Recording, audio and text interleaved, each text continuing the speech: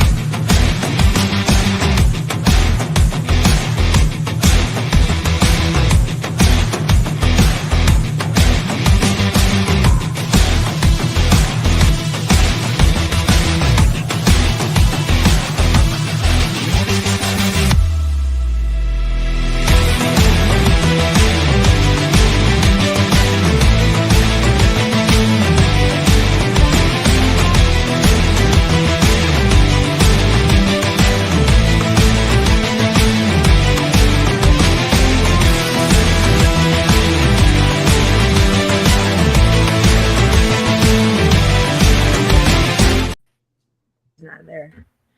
Hey everyone, it's Stephanie with VA Claims, Veterans Helping Veterans. I have got Blake, got Jackie. Chris is behind hidden curtains tonight because we're actually in our RV. We're traveling. We're in Jacksonville, Florida right now. So you can see nice little palm tree behind me. Yeah. Pay no attention to the man behind the curtain. Huh? Pay no What? attention to the man behind the curtain. Right? He does not exist. He is the wizard. So we're gonna go over a few things while we're waiting for people to jump on. I know we've already got some questions waiting, but good evening to everybody. Welcome again to another live Q&A. We will try to answer your questions the best we can. If we cannot answer them or they get too lengthy, then we'll ask you guys to go ahead and drop us an email, and we will try to get back to you guys as soon as I can. Oh, I'm getting a little thing in my ear. Hi, ex guy on a couch. Hi, Kevin. Hi, Little Rock. Hi, Daniel. Thank you all for coming on. So, while we're waiting for a few more people to come and some questions there, I want to show this to you guys. I've actually been asked to come on a radio show next week. It's actually on AM 980 WCAP. Hidden Battles. They are on every Wednesday between 8 and 9. So I'm going to go on next Wednesday between about 8:15 and 8:30. And I'm going to plug the VA Claims Veterans Helping Veterans for both the Facebook group and the YouTube channel. The guy's actually in our group, which is kind of cool. And he has talked a lot amongst other VSOs and stuff. So he wants me to come up. But they're up in, I believe, Massachusetts. So, right? So Nobody's from Massachusetts. What'd you say, Blake? I said nobody's from there. I can't even pronounce it. Massachusetts. So we dropped the links for the radio station. I'll go ahead and put another shout out in the group over the week, but be sure to come on and check it out. It'll be kind of interesting. And another tidbit of information, the clothing allowance. As most of you guys know, clothing allowance is due by August 1st if you have a qualifying device and or creams. We've got the video out on YouTube on the qualifying lists and what for the creams and then the devices. But what was interesting is I file every year, never had a problem in the last 7 years. I decided to change prosthetic departments because I transferred from one VA to another, and I got denied last week, actually. So long story short, the previous prosthetics department gave me this publication, which from what I'm finding out is an internal publication, that if you were approved last year for clothing allowance, then you're automatically fathered in for this year to be approved. So this is the publication that is supposedly amongst the prosthetics departments amongst the VHA. But in any event, long story short, I did talk to the chief of prosthetics today, and she is actually approving me for my prosthetics. But again, if you believe you have a clothing allowance claim, be sure to go ahead and submit that. And I think, Jackie, you would agree, right? Directly to the prosthetics department. It's probably the easier route than going through the claims. I mean, they send it to the prosthetics department no matter what. So, right. So wouldn't that cut out the middleman to just take it to the prosthetics instead of going to the VBA for you guys for it to go over there? I wish I could speak more intelligently on it, but non-rating issues are kind of out of my wheelhouse of expertise. Yeah, that's true. That's true. But anyway, that's what I do, guys. I have always sent it to prosthetics, but I just wanted to share this tidbit of information. And the clothing allowance video is in the comment section, so feel free to check that out. Let's go ahead and get the disclaimer out of the way, and we'll get rolling with questions. All right. So the disclaimer, guys. Veterans, VA claims veterans helping veterans is not an accredited agent, VSO, attorney, or entity recognized by the Department of Veterans Affairs and is not affiliated with the VA in any way. We do not assist veterans with the preparation, presentation, and prosecution of the VA disability claims for VA benefits. This Q&A is solely for guidance purposes and should not be considered as medical or legal advice. All right, got that out of the way. All right, so I think we've got some questions, but are we ready to roll, guys? Sure. All right, let's do it. All right, I'm gonna go ahead and read them today because we are missing Ashley. Everybody's on vacation this week, having fun with the kids and the family. All right, this is from Tracy. Good evening from Wisconsin. If you are diagnosed with anxiety, how many visits should you attend of therapy before filing an anxiety claim secondary to tinnitus? Jackie, you want to answer on the claim side, and then Blake, the medical side? Technically, you don't have to attend any. They can't deny service connection just based on not having treatment. Obviously, having treatment and objective evidence improves the chances of the likelihood of your claim being approved. But I mean, there's no requirement for treatment. You could put it in now, or you could wait till you're having treatment, but if you're having treatment, you're going to want to make sure that it kind of aligns with, if they say that your anxiety is due to social situations or doesn't mimic what you're saying to tinnitus, then it could actually be detrimental to your claim. So, I mean, there's no requirement. I would say the same thing. Be sure you get in, be seen, get a current diagnosis, not just that you think you have anxiety. And, discuss it with a provider as to what is causing the anxiety and what you feel like is causing the anxiety or believed to be causing the anxiety. So all that can be gotten into a record. Don't count on your C&P examiner to take your word for it. Right. I mean, like Jackie says, you can wait and go to an exam, but it's always better to have the information first and foremost, and showing, like Blake said, the causation. So just to recap, Tracy, the answer is no, you don't need to actually have the medical evidence to support it, but it's helpful. And two, proving the causation that your tinnitus is causing your anxiety.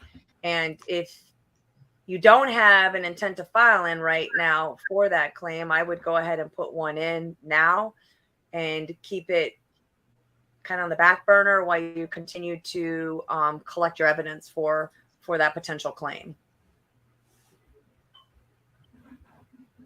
Kevin. All right. Kevin. Hey, Kevin. Welcome back. All right. So he got a decision letter stating that he's going from 90 to 70 on September 1st. Ooh. I also filed an HLR for this claim 2 months ago and asked for a phone call from the HLR. Can they reduce me even with an HLR not done? So, Jackie, you want to touch on this one? Yes. So it's possible they're supposed to make 2 attempts to contact you for the informal conference. If they're unable to make contact, then yes, they can make the decision without speaking to you. Clearly something in the record, I don't know. I mean, what was the notice? What did the notice say? Did they find a error? Did they think that you improved? I mean, that's a little ambiguous, needs a little more information. Why are they reducing you? Right. For it to go from 90 to 70, obviously, whatever that disability is. Right. Yeah. So right now it's only a proposal to reduce. So you have 60 days or 60 days to say that you want to submit more evidence or you want a hearing to rebut that. But I mean, we need to know why they want to reduce you. Right. And while it's on appeal, they don't reduce. No, so if they try to contact him for the higher level review and they were unable to contact him, they're going to make a decision on it. So that could very well be the proposal to reduce. So honestly, without looking at right. the decision letter, it's kind of hard to decide what happened.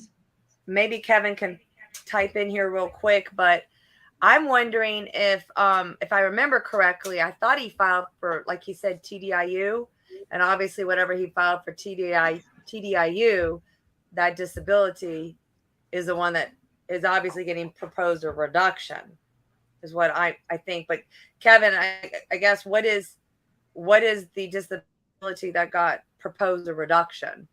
That's what Jackie's asking, basically in a nutshell.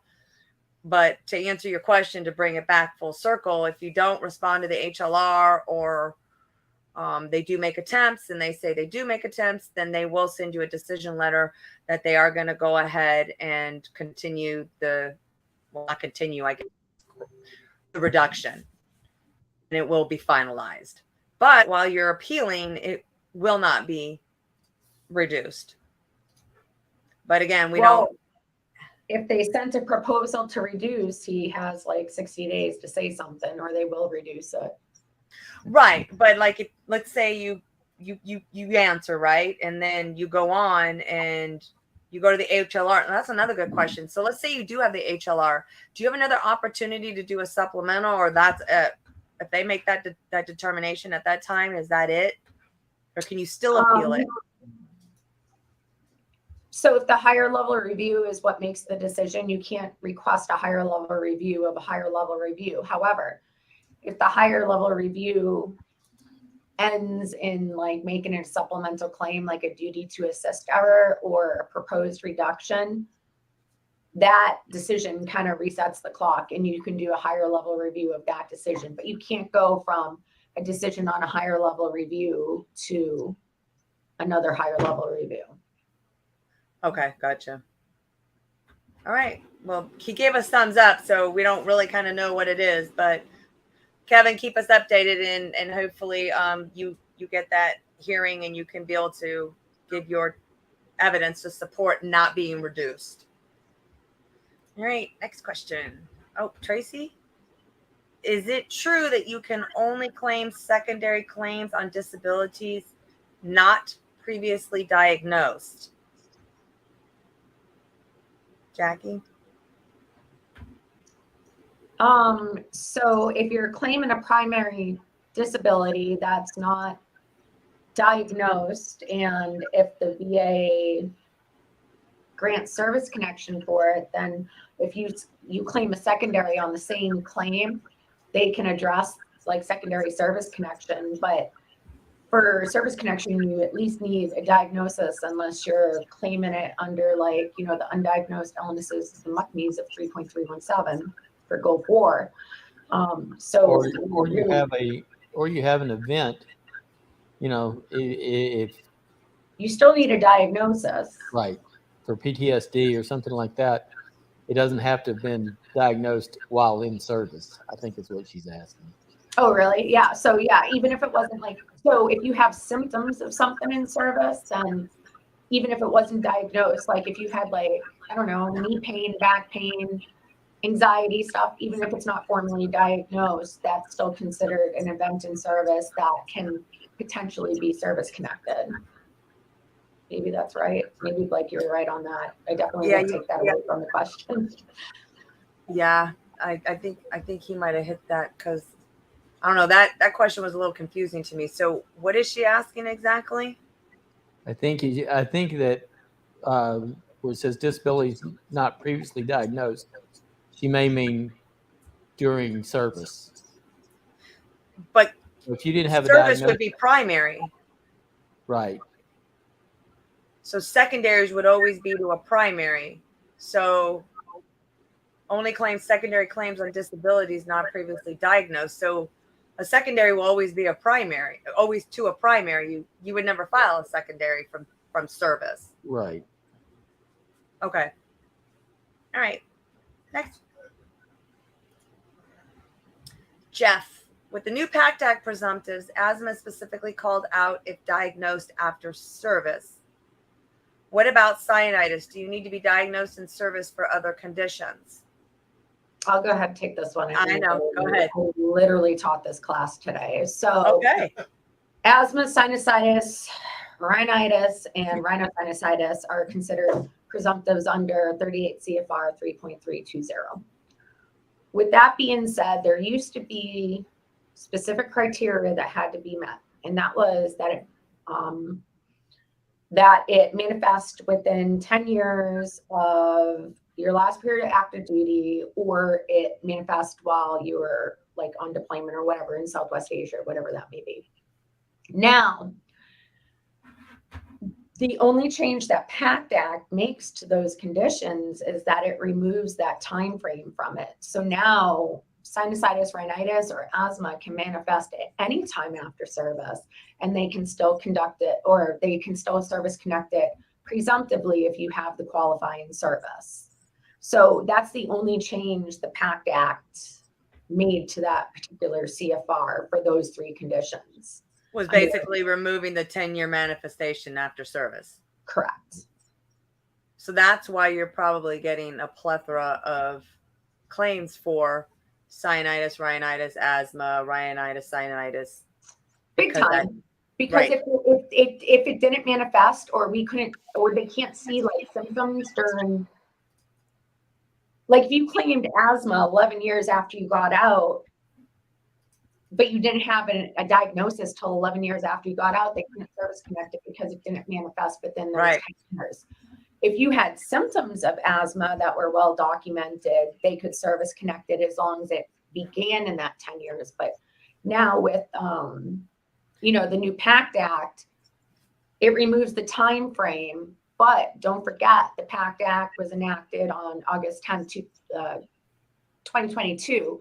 So if it's being service connected under that new PACT Act criteria, and they can't they can't service connect it under the old criteria under 38 CFR 3.320, then the effective date's not going to be earlier than August 10th, 2022. But the nice thing with liberalizing law, which this section of the PACT Act does apply to, even if you don't have an intent to file, if you file that new claim for sinusitis, rhinitis, or asthma, then it can go back to the date of the law change, which is August 10th, 2022, even if you don't have the intent to file, as long as you file within that 1 year period.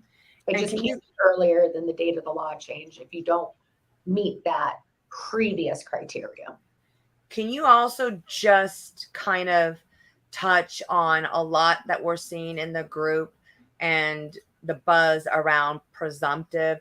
Just because something's presumptive, we're getting a lot of veterans, I think, because of presumptive, that it's going to be automatically service connected. Can you just touch a little bit on that? Because there's a lot of confusion amongst veterans, and they don't necessarily know it, but can you kind of give a little bit of touch on the presumptive?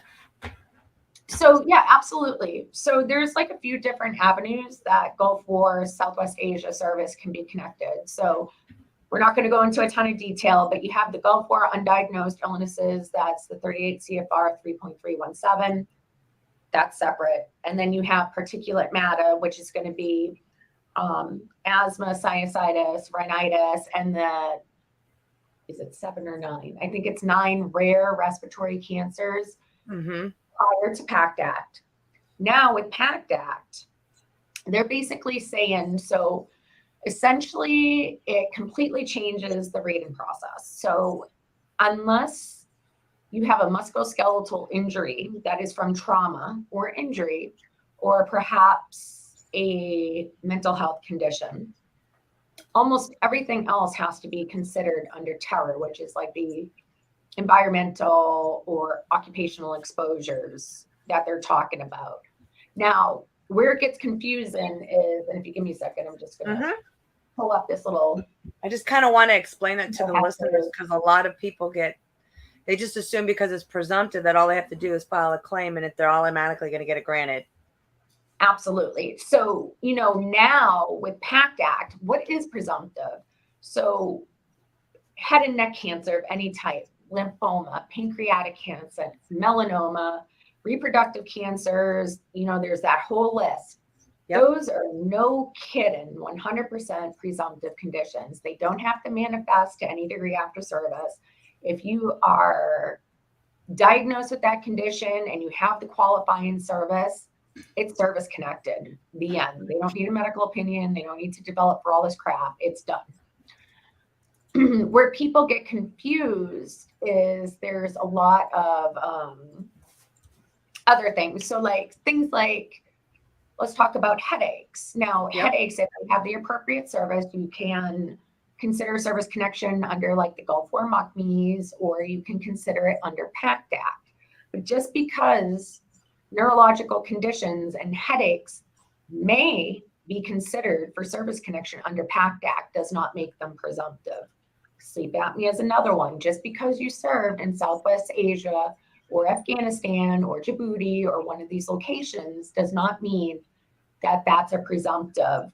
What VA is saying is that through the synergetic occupational environmental exposures that the veteran may have been exposed to, it is possible that those exposures cause their current issues. So that's why they send the opinions to the medical examiners to review the medical literature, review the accepted VA literature, and determine if conditions like neurological conditions, GI conditions, headaches, all that stuff can be considered due to the toxic exposures. And people think that those are presumptives. No, they're not.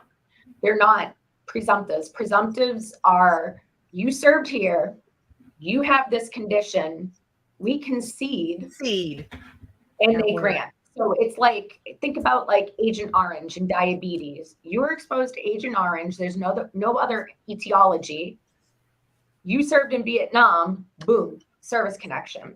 Right. So when we say neurological conditions and stuff, all VA is conceding is that there's a possible nexus between the toxic exposures and what the condition the veteran is claiming. But it's truly not a presumptive unless it's no kidding on that list.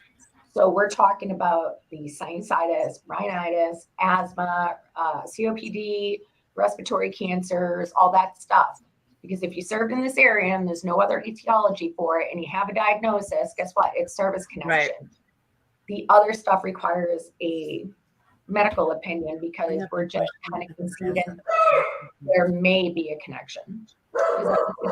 Can you bring up the question? I get it. Yeah, it's so much. So basically, Jeff, I'm sorry we went off on a little bit of a tangent, but I wanted to kind of explain it. But basically, Jackie was basically telling you about the PACT Act presumptive asthma specifically, as he's saying, is called out if diagnosed after service. What about sinusitis? So the answer is yes, Jackie, correct, about, because you said it's sinusitis, asthma, rhinitis, and then sinusitis, rhinitis. Yes.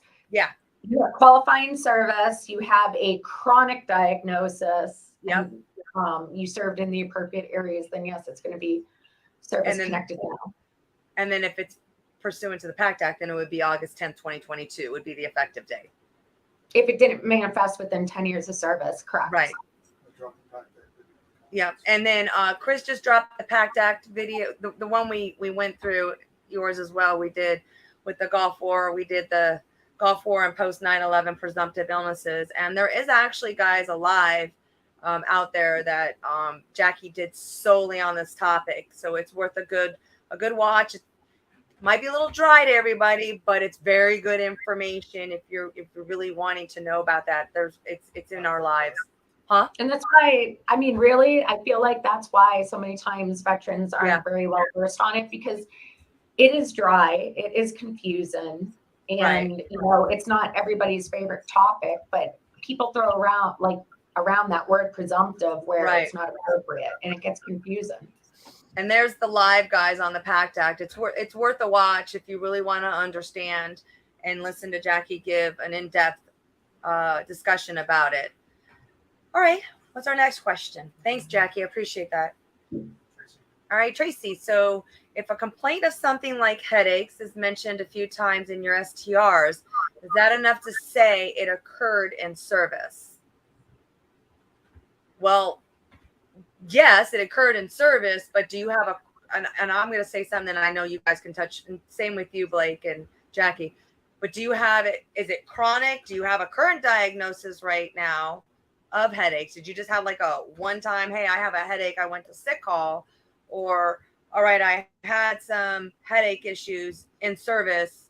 I have either continuity, which you don't always need, but it's helpful.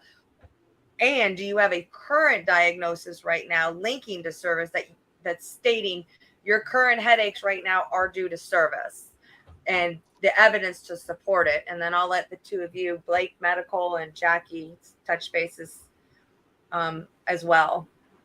Yeah, basically you said it. Is there a current diagnosis?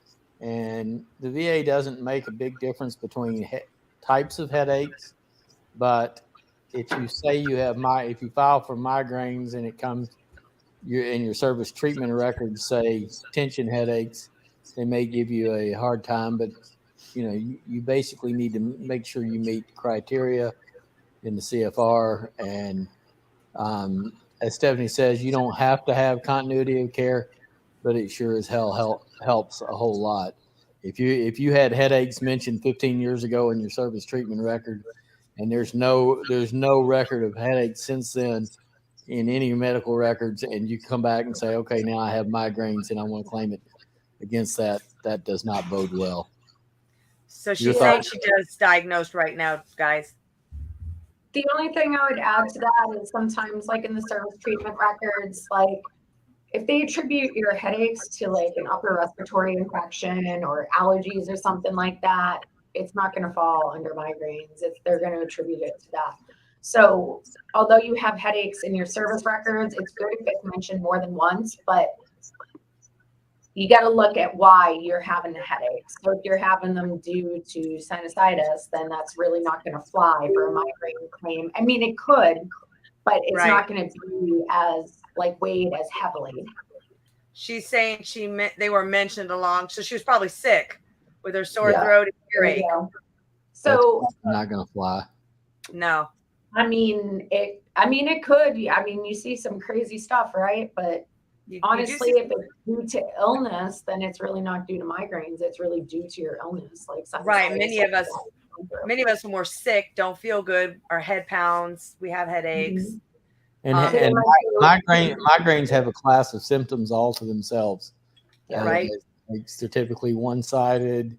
There can be visual disturbances with them. There can be nausea, vomiting. Sensitivity to light. Yeah, light, sound sensitivity, all that kind of stuff. And that all needs to be documented with them also. And prostrating in nature, and like they're taking you out of your element and you have to go in a dark place for a long time and kind of just shut the world out.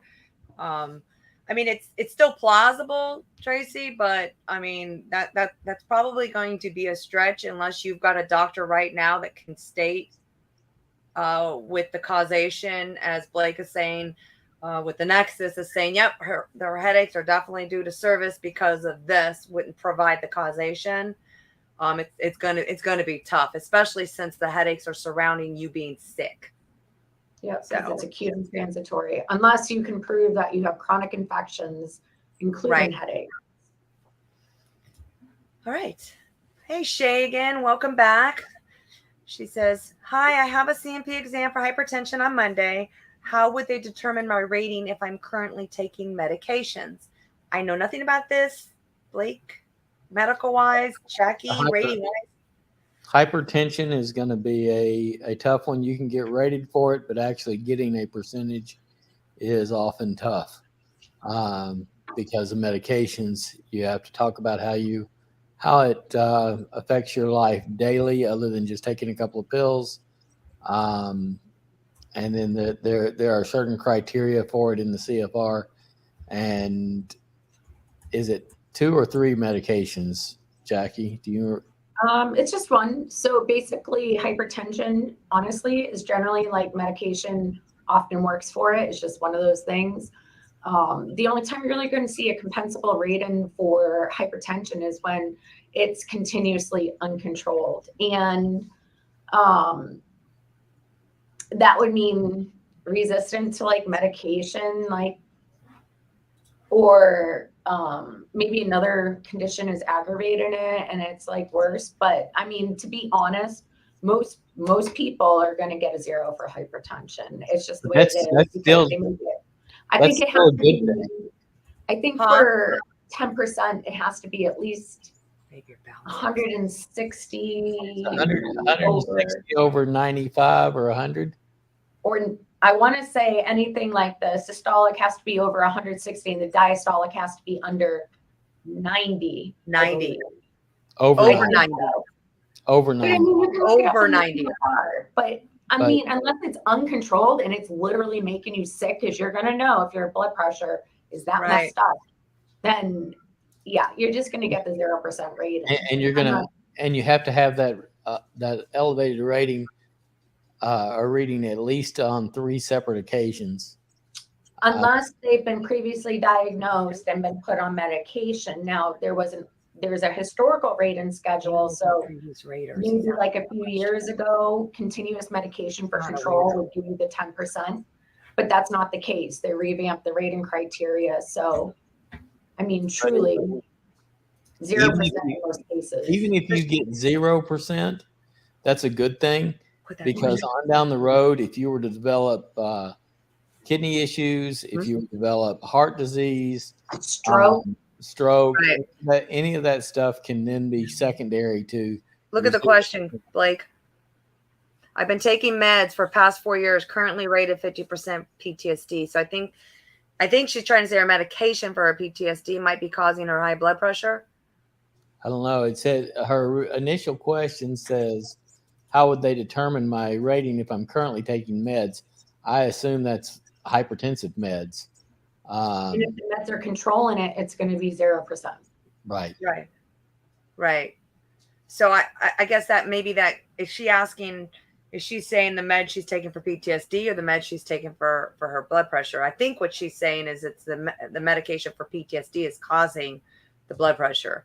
But that's something, and honestly, Shay, if that is something that, and I guess Blake, you can touch on this, that would be something that she should be talking to her doctor about. If her blood pressure's gone up, right? What's going on here? Changing her medications, adding antihypertensives if the PTSD medications are working.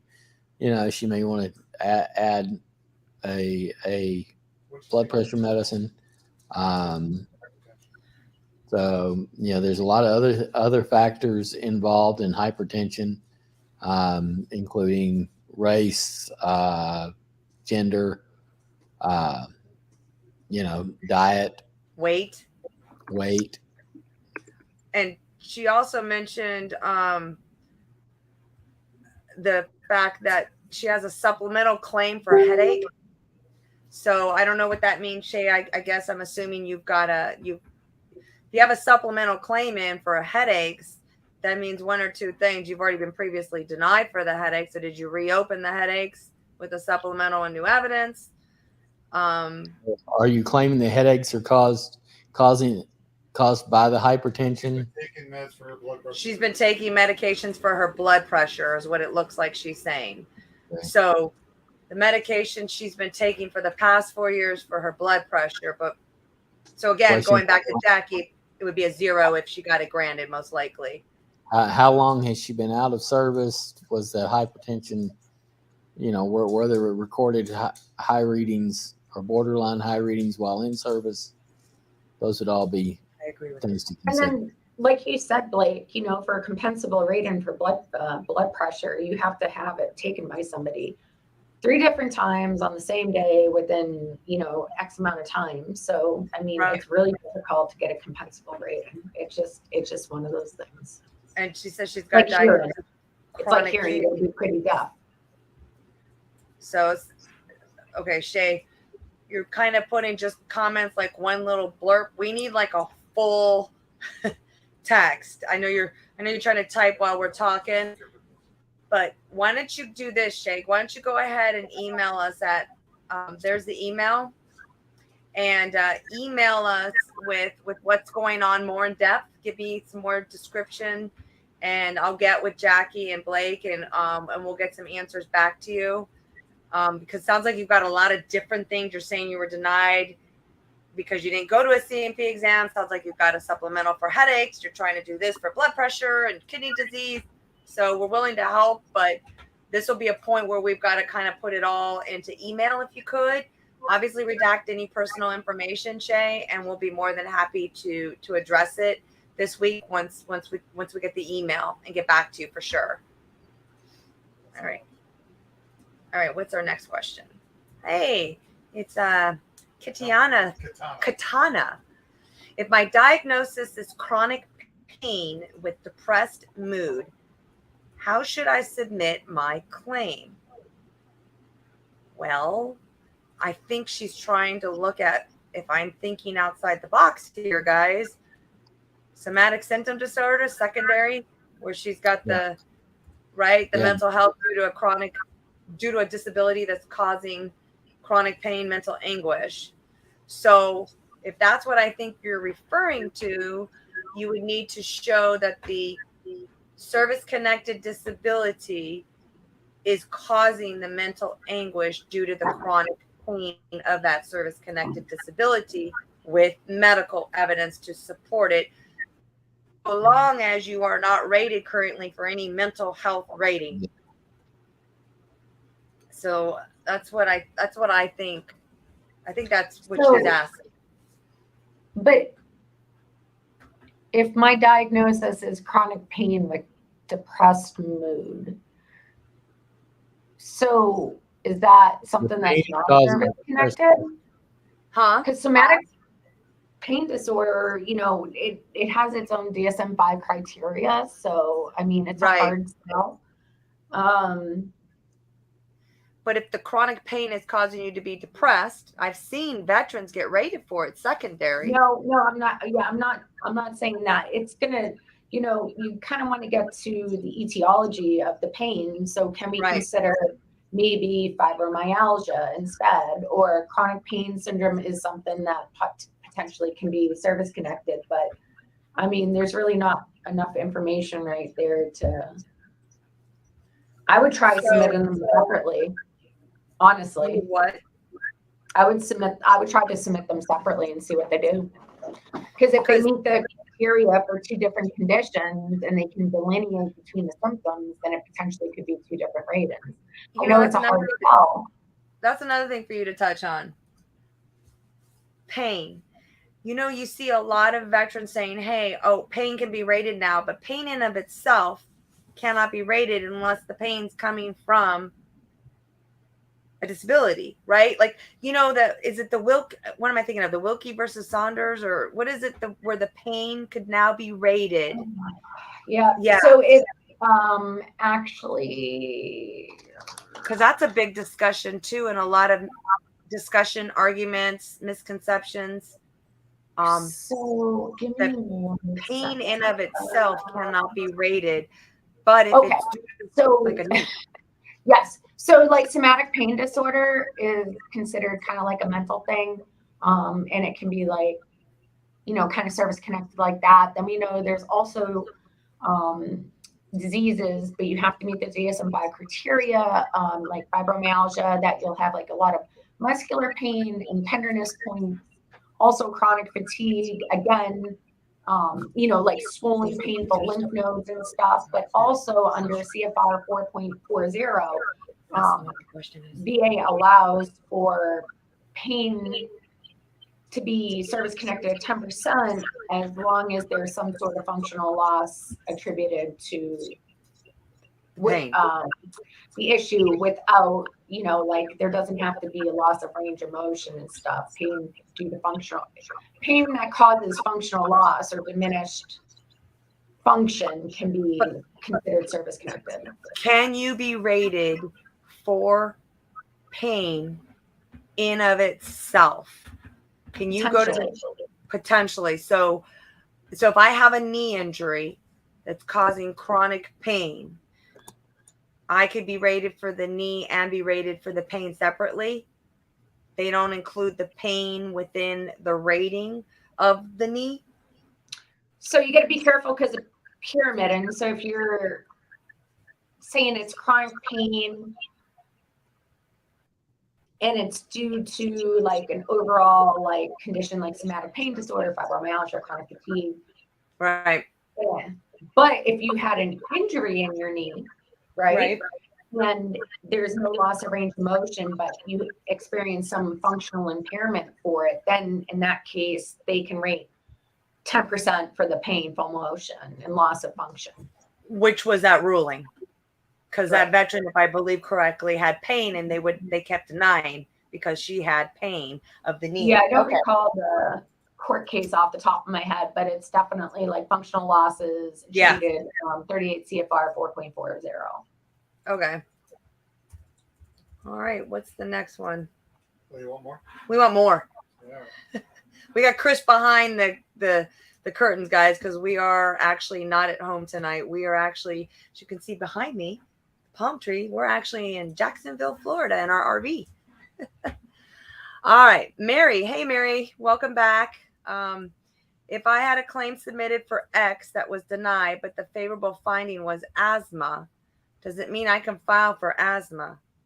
What's the X? I don't know what that means. I mean, I know what favorable finding.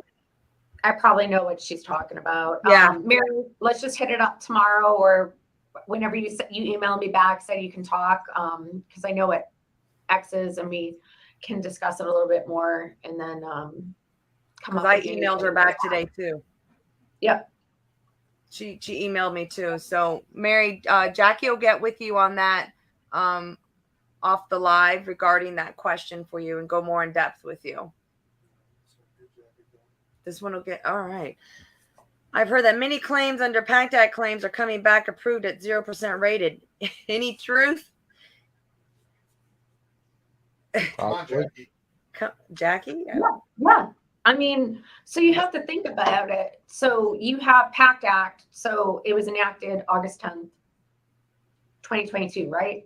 So now we're saying, so let's say that you had a respiratory cancer or reproductive cancer, and now you're in remission. Guess what? No residuals. That's going to be granted at 0. Rhinitis, unless you have obstruction or polyps in your nasal cavities, guess what? That is 0. You know, the new Agent Orange hypertension, guess what? Most of those come back as 0. So it's not that they're lowballing. It's just some of these conditions, unless they're active cancer, unless they're affecting you on a daily basis. Yeah. Right. The rating criteria, if it's 0, it's 0, man. Like, you know, there's nothing you can do. But at the end of the day, you're service connected. So that is a positive. You know, a lot of things get rated with a non-compensable rating, and maybe down the road they do get worse. So therefore you can file for an increase down the road. Right. Or secondary conditions to it. So don't look at it as a glass half empty. Look at it as the glass half full in some situations where, all right, I got it at least service connected. Now what do? Do I appeal the decision and see if I did warrant the higher rating per the CFR, or do I go on for maybe, 6 months to a year and then, all right, it's gotten worse. Let me apply freeze, or secondaries to it. So, I mean, the truth to the matter is no, Jeff. The answer is no. They're not just rubber stamping 0% because that's the thing to do. They're not throwing darts at the wall and say, hey, you get a 0 today and you get a 10 and you get a 0. Sorry, I had to be funny on that one. All right, Marie. I had a breast reduction while in service. I did claim breast reduction for back pain. It was denied. I was told the breast reduction fixed the issue, but automatically denied for breast scar. Oh, she should get a scar, shouldn't she? No, because a scar has to be unstable. Oh, no. No. It doesn't have to. If she had a breast reduction in service and she has a scar, then she should be service connected for the scar. It doesn't matter if it's painful and unstable. She should still be service connected at 0%. 0. If you had it during active duty and they didn't service connected, you can just go ahead and say it's a clear and unmistakable. That's what Blake's thinking. They should have service connected it. Now, of course, if it's painful or unstable, that's a different discussion. But if you had the breast reduction in service, yes. So if you say that you bought it to improve your back pain and stuff, like that's legitimate if they think you have no back pain. But you know, even for women who have cesareans, like during active duty, they can claim those cesarean section scars. If you were in a car accident during active duty, even though you weren't actually, you know, on duty when the car accident happened, any scars or injuries that occurred because you're in a duty status or service connected. So same concept. So make sure you say that it's you so that they will go back and. But it's the same. It's the same as hypertension. If there's no current issues with that scar, then it's probably going to be a 0%.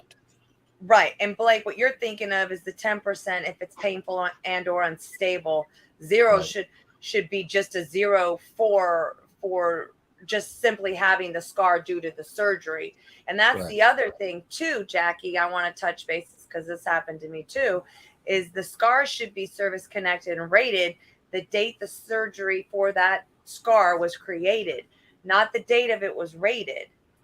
So where I'm going with this is what you're saying is that she should have been service connected for the scar based on her having the surgery and service, but she obviously, I don't know if she filed for it or not, but had she I wonder if it was because it was an elective surgery. They worded it that all thing breast related denied. See, I'm wondering if she could go back for an effective date for the scar. Right. But now what I'm thinking is because it was an elective surgery, was it an elective surgery or were you medically advised to resolve your back pain that you should have the surgery? So like I had PRK, a lot of people have LASIK, but if you have subsequent dry eyes or issues with your eyes due to that surgery, it cannot be service connected because it's considered elective. So, but she said it was medically advised, so it should go back to service. I'm literally looking it up right now.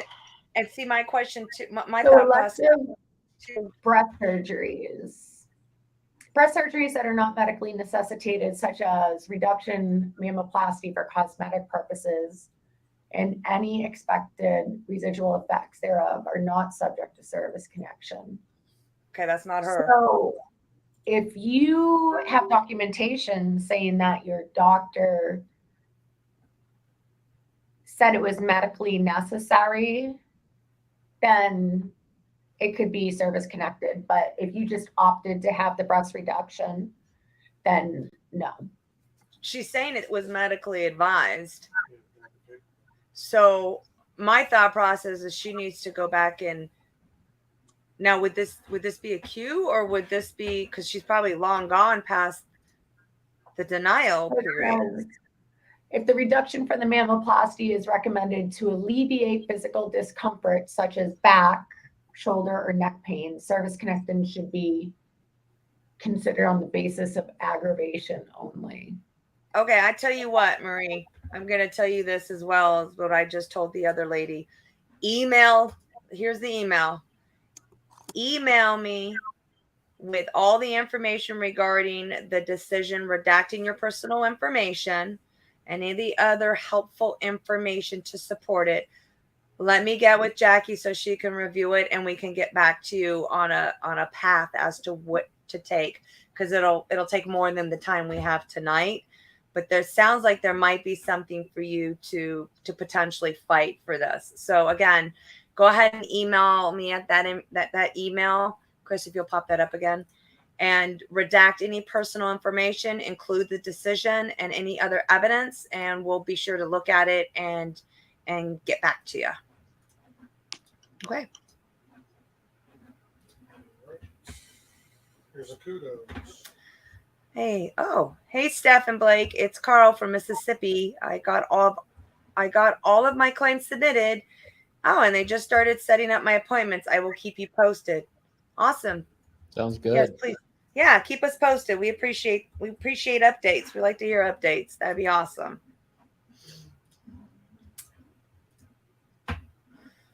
All right, USMC Big B.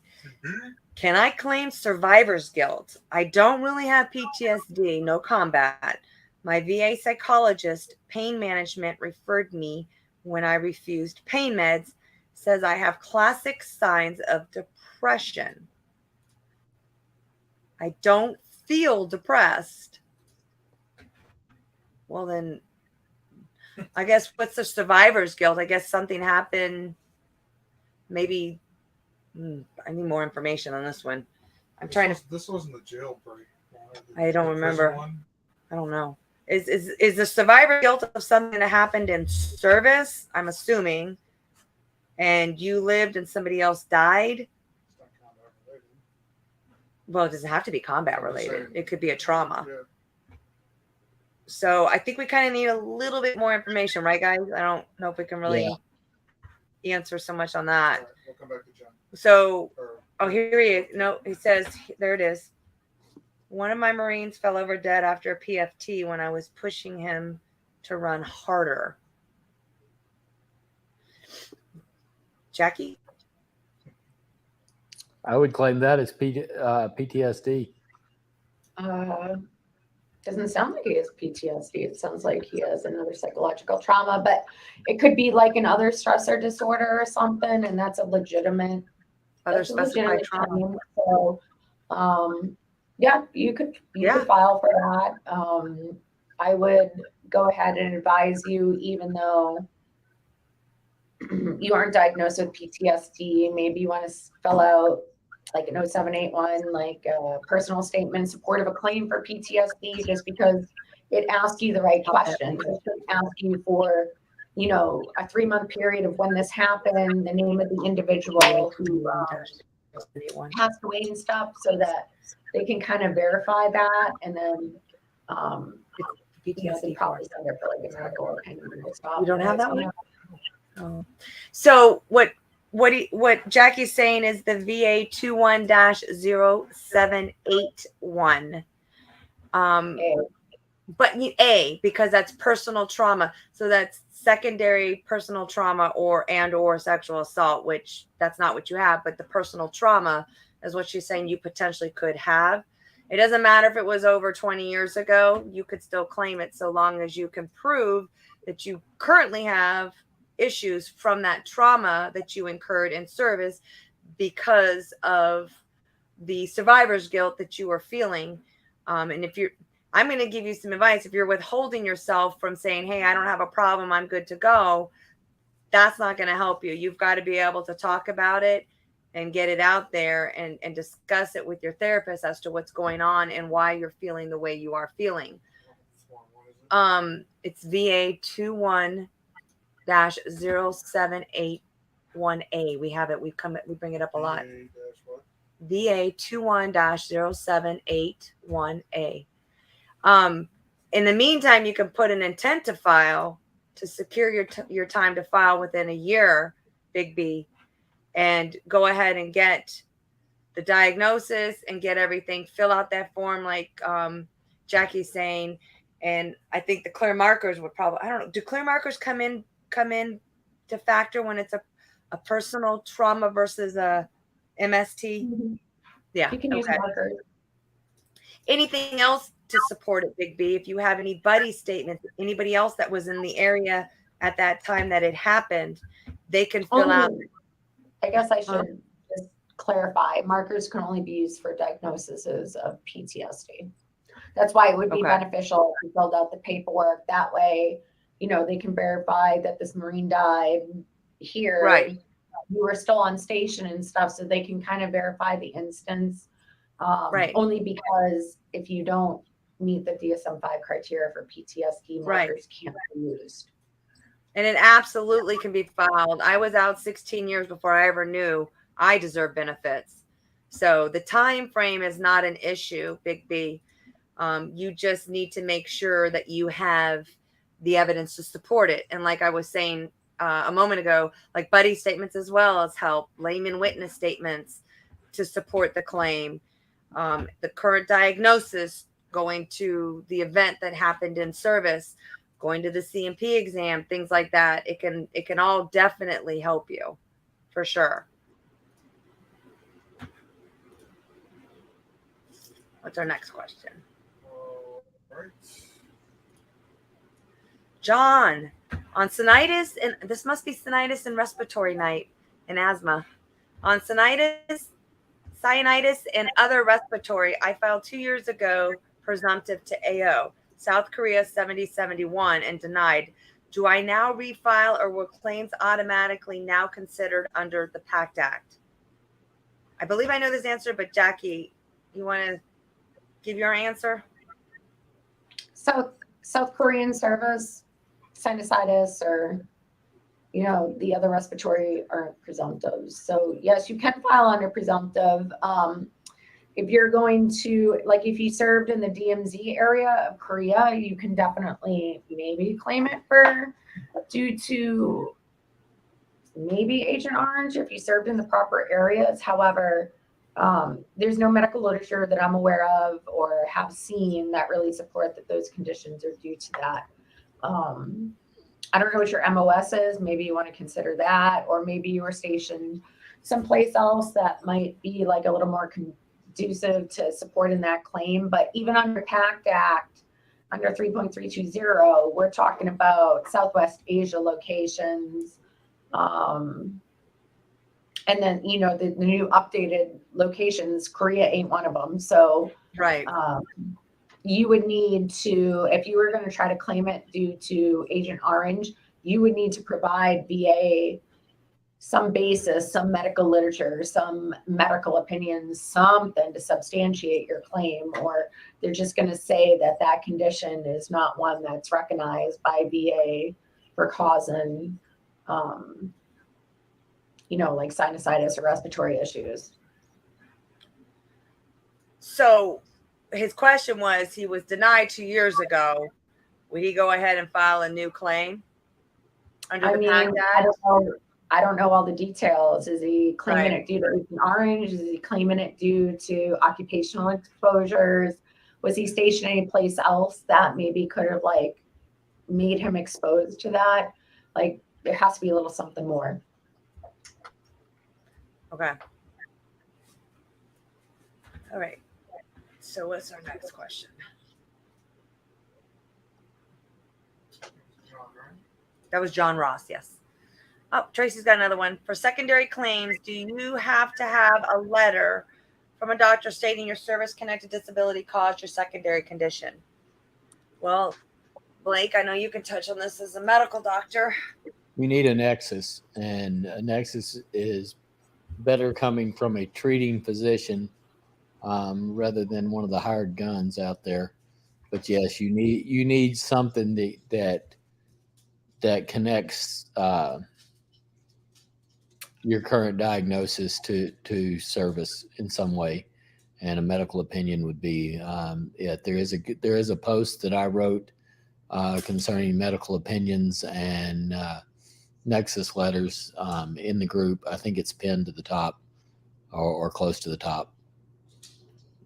Jackie, do you have anything you want to add to that?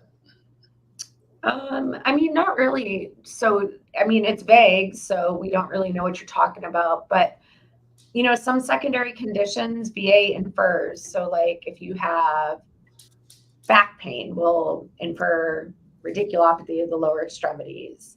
Neck pain, radiculopathy of the upper extremities. Diabetes, hypertension will be considered. Kidney disease will be considered. Neuropathies will be considered. It really depends. That's not true by Top Drone. If it's a condition that maybe, I don't know, say headaches due to tinnitus that you have service connected, then maybe it would be beneficial to have a more of a medical nexus, just because it's not widely accepted by the medical community. But it just really depends what you're trying to claim secondary and what the primary condition is. And VA physicians, I'll just go ahead and address that real quick. Well, VA physicians are not required to write you a nexus. Some might, some will, some won't. You have to just respect their personal practice and stuff. They're not required to do anything. I'll touch basis on that anyways, because all my VA doctors did it, but like Jackie said, it's not a requirement. They don't have to. But if you have that rapport with your doctor and they're willing to do it, rapport, then they'll do it. But they're not required to do it, and they are real doctors, people. Just like people say, well, they're not real doctors. They are contracted with the VA. They are doctors. Been there, done that.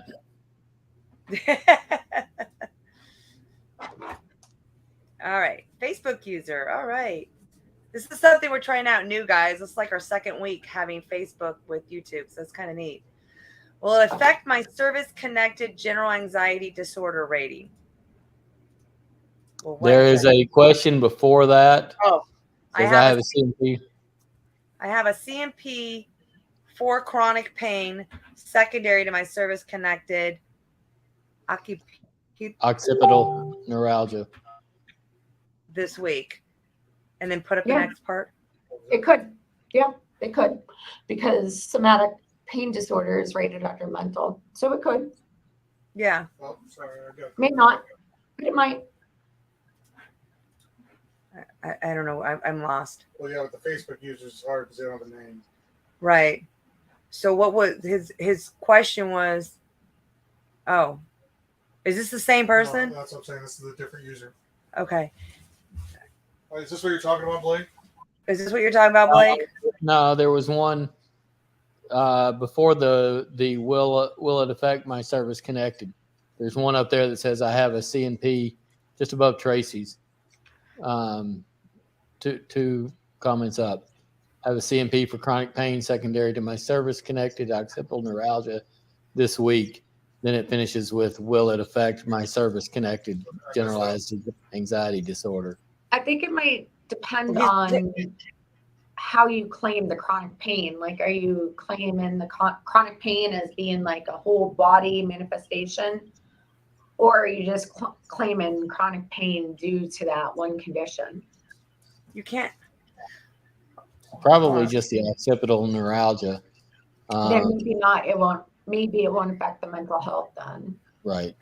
This person's concerned that they filed a claim and that it's going to affect their mental health. But I mean, it could. I mean, they could look at it. I mean, it just depends. Yeah, I mean, I can't really tell how. I mean, you wrote it up on the forms, so I mean, right. Potential's always there when you're dealing with pain for it to affect the mental rating.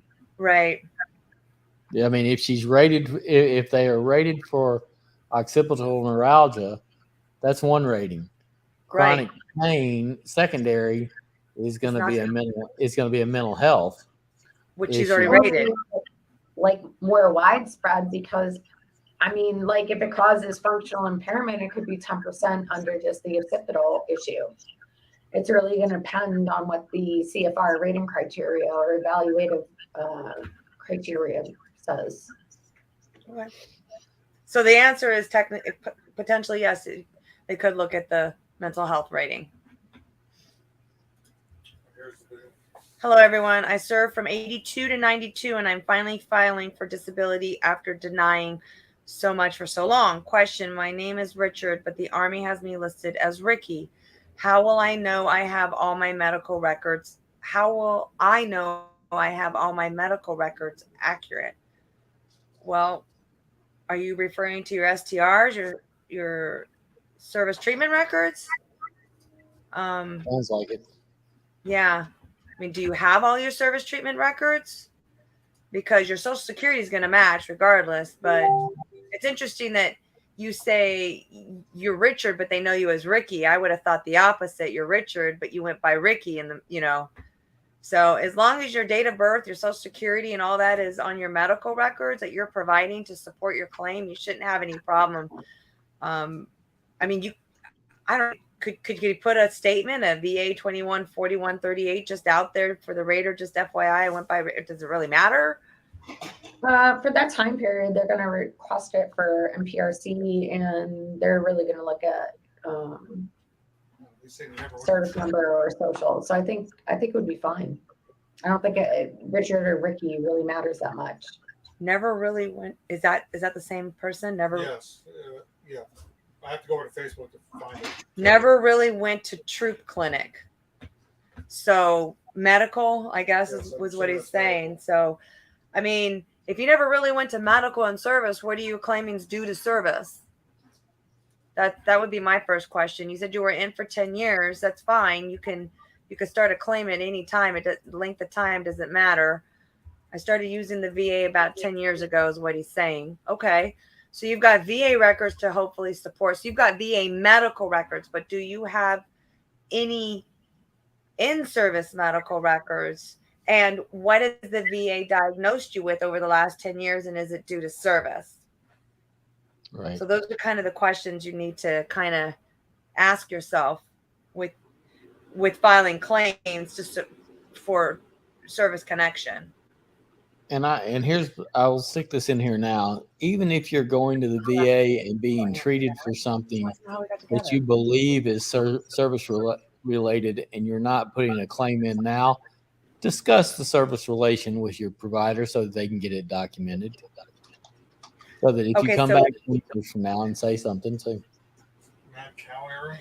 So he's been on our so he's in our group, which I appreciate you being a member. He talked about this the other day in the group about mad cow disease, and I think we had this discussion privately about if there was anything about this. He says he served Southwest Asia and Germany during mad cow era. I'm not familiar about the mad cow era. That wouldn't be an Asian issue. That's a German issue. Right. It happened in Europe in probably the late 80s, early 90s. And there was a lot of beef that was put out of its misery and not brought to market at that time. Some got to market. I'm not sure that there were many documented cases of it. I guess at the end of the day, is just, if you're going to file a claim due to service, you've got to try to always have the three things: in service, continuity is helpful, and current diagnosis linking to service. You don't necessarily have to have the continuity, but you need to have the other two. So at this point, anything that you're trying to claim, you need to make sure that you have at least those two in order to file the claim.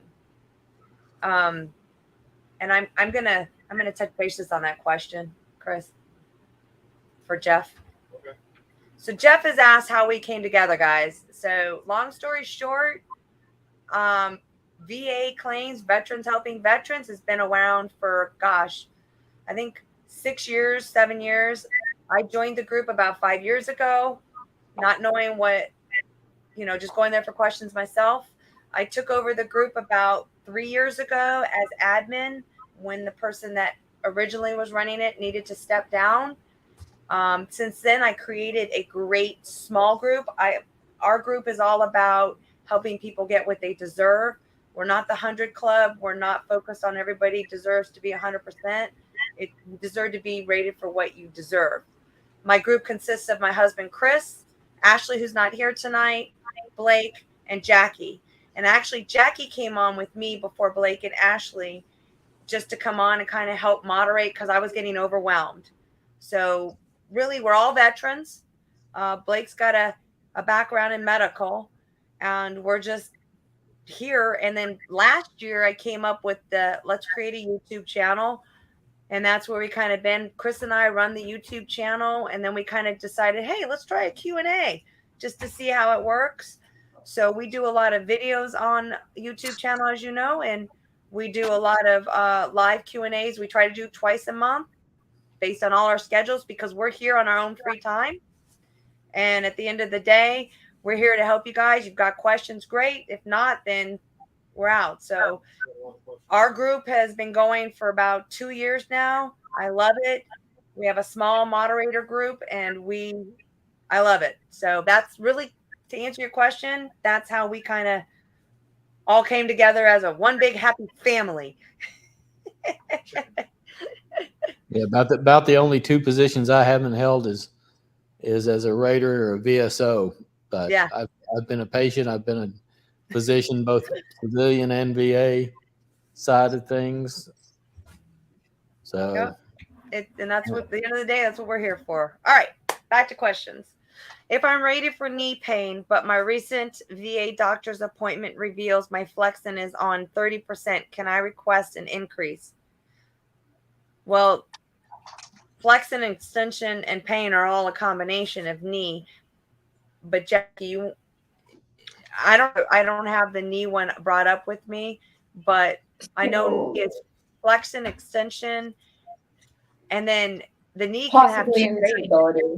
Yeah. And So I mean possibly, but when you say your doctor, like was that a VA exam? Was that your regular doctor? Did they use the appropriate equipment? That's kind of like what my questions would be. Yeah, what is that fancy tool, Blake? Goniometer. Yes, that one, yeah. That one. It's a fancy protractor. Yeah, it kind of goes like this. Yeah. Yeah. So, but I mean, it's possible, but, you know, unfortunately, because most physicians will not use that equipment unless they specifically say it in your record, they're probably going to be sent for a C&P exam where they'll actually want to measure you and document using the appropriate equipment. But I mean, whatever, I don't know what her current rating is for her knee, but in order to qualify for the next higher rating, the pain alone will get you 10%. To get to, I think 30% will increase it. Let's see. For knee. If I was working from home tonight, I'd be able to pull up the Military Made Easy. Actually, I can't share it anymore. For perfection of knee. Can I? I have something I could share. Hold on, stand by.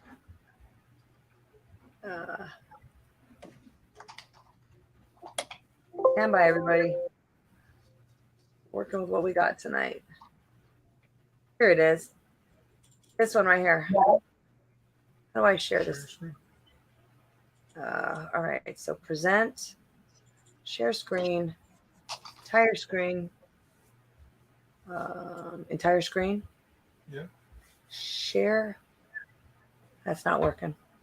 Oh, wow. That's not working. That's a lot. That was too much of a, I don't know. That was a mirror looking in a mirror. Right? I'm trying to share this limitation. So I'm just going to read it. For code 5261, if the knee is not frozen but is limited in extension and cannot straighten all the way, then it's rated under this code. And it goes by 45 degrees, 30 degrees, which is what she mentioned, 30 degrees. It's rated at 40%. Right. To 20%, it's rated at 30. Now, if the knee can straighten but is limited in flexion, and she mentioned the 30 degrees, it's rated at 20. That's what I thought. So it would be rated around that 20%. That's just me looking up something really, really quick. So basically, I don't know what she's rated for now, but she could file for an increase if her knee has gotten worse. So. Huh? I had corrective surgery on my left eye while in service, had a lazy eye. It was medically advised to get corrected. Can I get service connected because now my eye is not straight anymore and goes left? Well, does that mean that you had a lazy eye to begin with? So wasn't it going like, was it not going left to begin with? If it was a pre-existing condition, so maybe if it was medically advised to get it corrected, but it's still not straight. I mean, possibly aggravation, but. Right. I guess does she have a lazy eye before she entered service? Yeah, I guess a little more. That would be on our MEPS physical. Right. Yeah, it would be on an entrance exam for sure. So if it was noted as pre-existing or not would be a big determination. Yeah. Maybe that would be a good one to get like an email with a little extra information on. Yeah, Shay, I think we talked about it earlier, and if you want to go ahead and drop that information as well. Any and everything you want to ask us, just send us an email and we'll get back to you on that.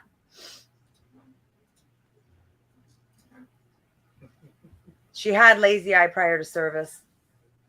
Okay. Well, if it's documented on the entrance exam, that would be like a big thing. Yeah, if it's documented on the entrance exam, Shay, then and it got aggravated by service, and you could go that route. But again, email us in addition to the other things, and we'll get back to you. We're running out of time. How many questions we got? We got 1, 2, 3, 4, 5, 6, 7, 8, 9. All right, so let's We got a fly. lot of questions. How long Right. does it take to get a decision back from the BVA? I had a hearing in September 2021. I was told transcript was on the judge's desk, but nothing yet. Ooh, that's It a long takes as time. long. It takes as long as it takes. Yeah. Yeah. Yeah. So BVA can make like extra considerations. I'm just going to hurry this along, but yes, the decisions do take a little bit longer. So don't forget, VA is still trying to clear that legacy backlog from a million years ago. So they still have a bunch of law judges and attorneys and stuff working on that. And then they have a different set of attorneys and law judges working on that. So once we clear the legacy backlog, all these judges will be focused on the more AMA backlog. But I would say conservatively, without a hardship flash or terminal flash or something on that, I would say, unfortunately, right now, well, they have resources split. 1 to 2 years would not be unheard of for a decision. The good news is once BVA reviews it and they get moving, I mean, because they push it back to the ROs for action, like they're hitting that stuff. They're ordering the exams, they're doing the development, they're trying to move it along, get it done. They grant it, they're trying to get that done too. So, there is a little bit of a backlog right now, but again, it's because they're trying to clear all these really old legacy claims. And then they can all focus on the AMA claims and start clearing that backlog too. Yeah. I mean, it sucks, but like literally like 2 years ain't like the 15 years some people have been waiting for a legacy. Yeah. Just saying. It's a good process. Just hang in there is all we're trying to say. I know it's tough, Yeah. but hang in there. All right, next question. I just got diagnosed. How do you? Chimaria Nikita. I just got diagnosed today with what? Pleurisy migraines, which they mimic strokes, and at times I'm unable to walk and have slurred speech and constant pain. Should I wait till my claim is done to add it? Well, I'm going to touch on that real quick. I'm a firm believer that if you already got pending claims and they've been going for a while, let those pending claims finish out. Some people will tell you to go ahead and add it and let it go ahead. It doesn't change anything. Some say it does, but again, can she file an intent? She could file an intent, but the other thing is I mean, I'm the opposite of Stephanie. Yeah, we are. That's where we disagree. Yeah, absolutely. So I feel like if you don't have a million claims ongoing, so if you only have one pending claim, maybe 2 pending claims, and you want to claim that, put your claim in, because they're going to different, most likely to different lanes. It depends. If it's an initial claim, they're not going to lump it in with like a appeal or a supplemental claim or whatever. It really depends on how you're claiming it, I think, because that is my other like thing is condition. My other thought process. They got migraines. They just said they got diagnosed with migraines. Are they even due to service? Just because you got migraines, where did the migraines come from? Because all they mentioned was that they got migraines because of this, and it's causing this. But where the migraines? Which is why I said, dependent on. Yeah. I mean, I think maybe that's a very interesting condition. That is definitely not one that I've seen before. I don't know if you guys have seen that. Yeah, before. those are atypical migraines. I've seen it happen a number of times. I've even seen a news reporter on the news. It happened in the middle of a report. So I think maybe a little more information on what you think caused it, how you're relating it to service, what you're already service connected for, may be important information to consider. Well, at the end of the day, you can file anything you want to file. And as Jackie said, we'll agree to disagree, but you can go ahead and submit the new claim with existing claims. It'll it'll go ahead and be added. But you need to really know what is causing the migraines and how are you filing the migraines. Because again, you have the migraines, but what are they coming from? Tell Peter we're still live. Next question. So that's kind of like where you need to kind of understand where you're at with the migraines and how you're going to file it. And then, but the answer to your question is sure, you can go ahead and file them so long as you have the evidence to support it.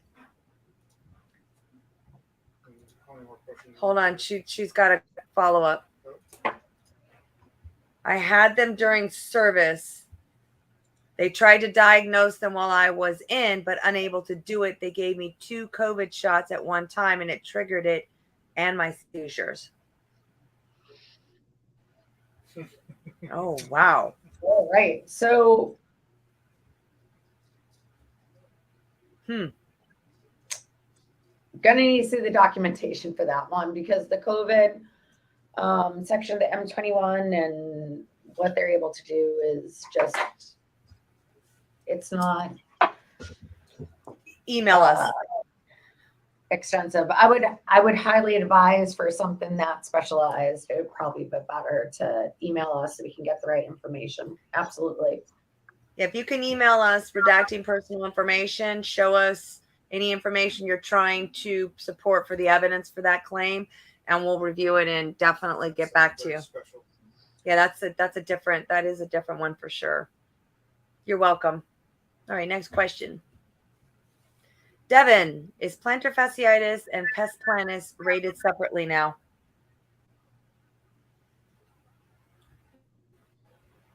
Plantar fasciitis. Did you see the question, Jack? Yeah. No, they're rated together. Yeah, they're rated. I was going to ask. They're rated together. So the answer to the question is they are rated together. Okay, that was a question and answer. Top drone. I have a CMP for chronic. No, not for the neck. Was it? No, we haven't answered. Well, that's occipital neuralgia can come from a neck injury. Yeah, that's somebody different. This is a different person. I have a CMP for chronic pain this week, secondary to my service-connected neck injury. Will the chronic pain rating interfere with my service-connect? Oh, it is. I think he's right. Will it interfere? This sounds like the same. I think we answered this top drone, but that was from a Facebook user. Right? Yeah, the problem is I can't see their name, so I can't unfortunately, with the Facebook user, for your radiculopathy, you're not going to be rated separately for chronic pain. Pain is considered in the evaluative process for radiculopathy. Okay, so that one's been asked and answered. All right, what's the next question? Katiana, do buddy letters require a wet signature? Wet signature? I mean, I just type PDF. That means a real signature. I know, yeah. No, PDF signature. I've used that all the time. It doesn't have to be somebody signing it and then uploading it. You can actually use PDF signature, Adobe signature. Unless it specifically says that a wet signature is required, right. It's not required. You can sign it, however. And a lot of people ask, does it have to be notarized? No, if it's on the VA form, it doesn't have to be notarized. Even some letters you can just submit to, they don't need to be notarized either. But no, the answer is no, it does not require a wet signature. What does the VA mental health consider compulsive behavior in regards to PTSD symptoms? Most compulsive behaviors are not common in regards to PTSD symptoms. They would be attributed to another secondary diagnosis or whatnot. Right. I don't know. I'm not a medical professional. We have no psych person here. It would be up to the medical examiners or. Compulsive behavior doesn't usually fall under PTSD. It usually obsessive compulsive disorders and stuff. Yeah. Right. Yeah. Unfortunately, we're not well versed in that. Next question. What happened? I don't know what happened. Can secondary conditions be caused or aggravated by your service-connected condition? Wait, what? No. Hold on, he got kicked out. Give him a minute. He's back. we're working away from home, so.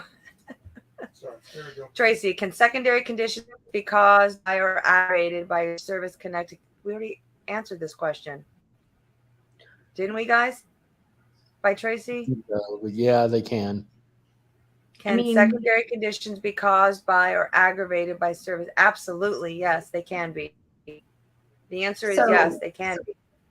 I mean, again, like causation isn't, or correlation isn't always causation in regards to secondary.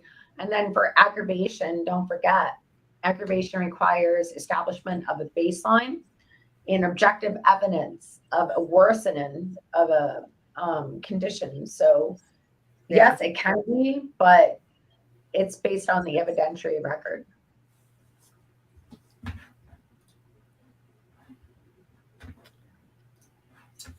All right. Has anyone ever had diabetes tied to a claim if you were discharged for weight? So they were discharged for weight. Obesity is not a rating. So, but it can be used as an intermediate step. So what I would say for this is what kind of discharge did they receive? Because honestly, like not meeting height and weight standards is a big no-no in the military. So, I mean, do you have an honorable discharge? Like, is that a thing? And then, you know, when you consider obesity as an intermediate step, there's 3 specific criteria it has to meet.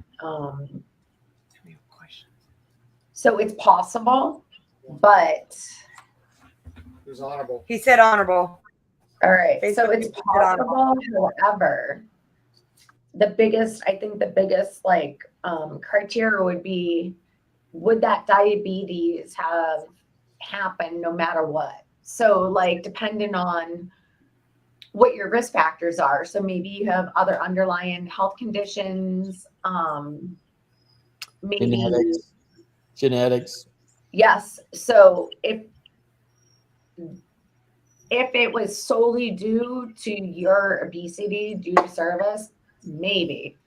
But if you have other pre-existing health conditions and stuff, I mean, that wouldn't be the easiest claim, but it wouldn't be an impossible claim, I guess is what I'm saying. So to answer the question is, it's possible that the veteran could, the veteran could file diabetes due to being overweight. So it's a possible claim. They had a good discharge, but I mean, like, you know, VA's gotten away. Like, let's talk about, I mean, you weren't height weight standards while you were in, like, that's kind of like misconduct, is it not? So I think that the VA is going to start investigating this a little bit more, because if you're not in standards and then that's why you get kicked out, like, unless there's an underlying health condition. You know what I mean? 3 programs with no luck. Records show I was active. All right. I mean, it's possible, but it would definitely require very specific medical opinion and a review of the records. Okay, one more question, guys. It would be a lot easier if it was like shown like due to an underlying health condition, have some sort of like LG thyroid condition or something that like prevented you. I mean, and Patricia. So sorry, just to throw this out real quick. You know, some of the healthy people I know are double amputees or triple amputees, like not having 2 or 3 limbs does not keep them from being like, you know, they're very fit individuals. So like having a little knee pain isn't necessarily a reason for obesity. You know what I mean? So I think there'll be like a little more scrutiny going forward on those type of claims. But again, possible. Oh, geez, just a shout out. All right, so I think we got 2 more questions and a shout out. So go ahead, Chris, with the question. We got 2 more. We've got Patricia. Do you have any advice for service members getting ready to ETS? My husband is struggling to get his PA to input his diagnosed conditions.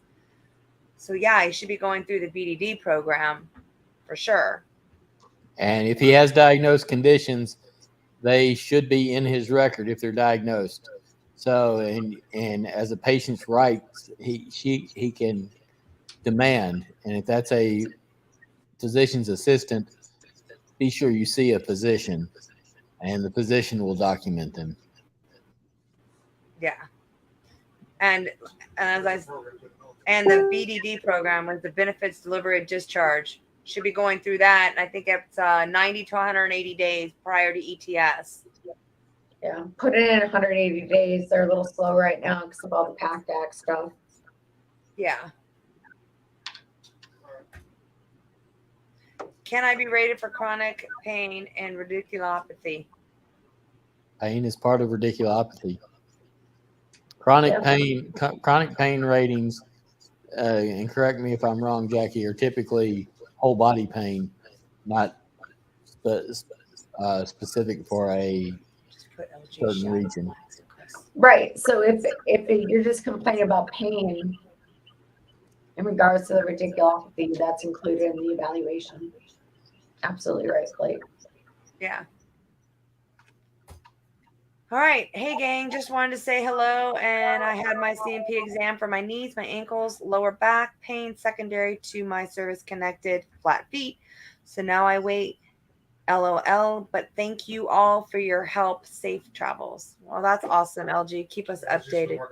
He's been working hard at it. All right, guys. That is a wrap. We actually went. It is 9:30. No, it's not. It's just 8:30. Huh? It's just 8:30. Oh, hush. You're in the other. Yeah, whatever. Anyway, so that's a wrap, guys. We appreciate everybody coming on with your questions. Any questions we were unable to answer, like we said, go ahead, email us at vacvhv@gmail.com. Be sure to subscribe to the YouTube channel if you haven't. And be sure to join our Facebook group if you have not. All the same name. And be sure to check out my live on the radio next week if you can. We'll put that in the group as well. And hopefully we'll do another live Q&A in 2 weeks. Yes, that's going to be it. So thanks, Blake. Thanks, Jackie. Thanks, Chris. And as always, everybody have a great night. Awesome. Thanks, everyone. Bye, guys. Bye, guys.